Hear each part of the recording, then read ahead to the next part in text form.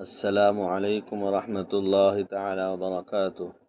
امید ہے کہ آپ سب لوگ خیریت سے ہوں گے۔ اللہ تعالیٰ آپ سب کو اپنے حفظ و امان میں رکھے، اور آپ ساتھیوں سے گزارش ہے کہ آپ ہمارے ویڈیو کو سبسکرائب کر دیں، اور اچھا لگے تو اپنے دوستوں میں بھی شیئر فرمائیں۔ شکریہ۔ بسم اللہ الرحمن الرحیم۔ نمبر 1، اسلامی تاریخ 16 ربیع الثانی۔ طائف کے سرداروں کو اسلام کی دعوت۔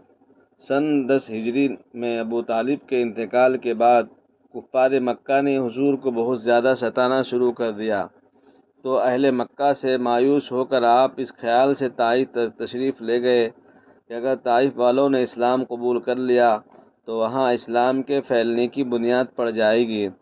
طائف میں بنو ثقیف کا خاندان سب سے بڑا تھا۔ ان کے سردار عبد علیل، مسعود اور حبیب تھے۔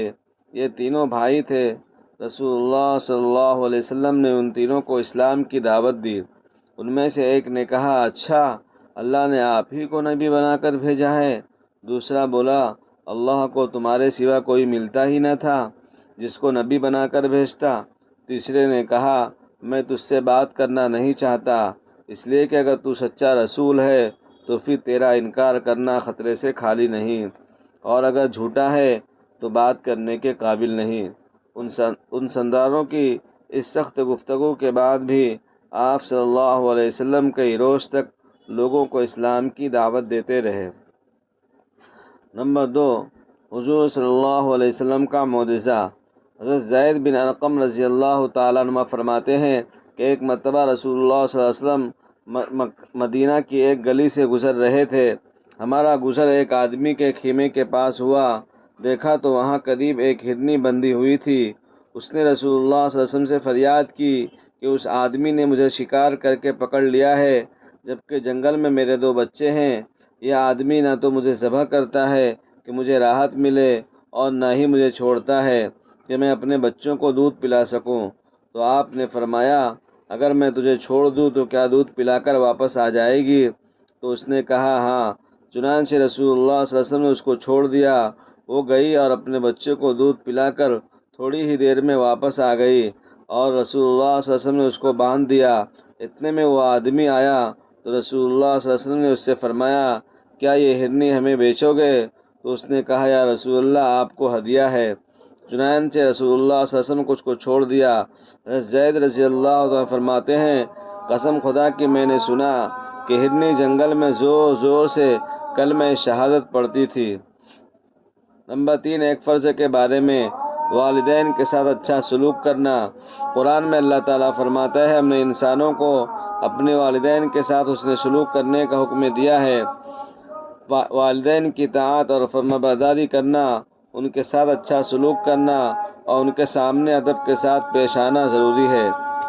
نمبر 4، ایک سنت کے بارے میں، رسول اللہ صلی اللہ علیہ وسلم نے ایک جماعت کو اللہ کے راستے میں روانہ کرتے ہوئے فرمایا، اللہ کے نام پر سفر شروع کرو، اور یہ دعا دی، اللہم اعنہم، اے اللہ ان کی تو مدد فرما۔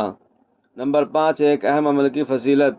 رسول اللہ صلی اللہ علیہ وسلم نے فرمایا، تکلیف اور ناگواری کے باوجود پوری طرح مکمل وضو کرنا، مسجدوں کی طرف زیادہ قدم بڑھانا، اور ایک نماز کے بعد دوسری نماز کا انتظار کرنا، یہ اعمال گناہوں سے آدمی کو بالکل صاف کر دیتا ہے۔ نمبر 6، گناہ کے بارے میں، قرآن میں اللہ تعالیٰ فرماتا ہے کہ جب ان کے پاس رسول آئے اور کھلی ہوئی دلیلیں پیش کی تو وہ لوگ اپنے اس دنیاوی علم پر ناز کرتے رہے جو انہیں حاصل تھا۔ آخرکار ان پر وہ عذاب آ پڑا جس کا وہ مذاق اڑایا کرتے تھے۔ نمبر 7، دنیا کے بارے میں، سمندر انسانوں کی غذا کا ذریعہ ہے۔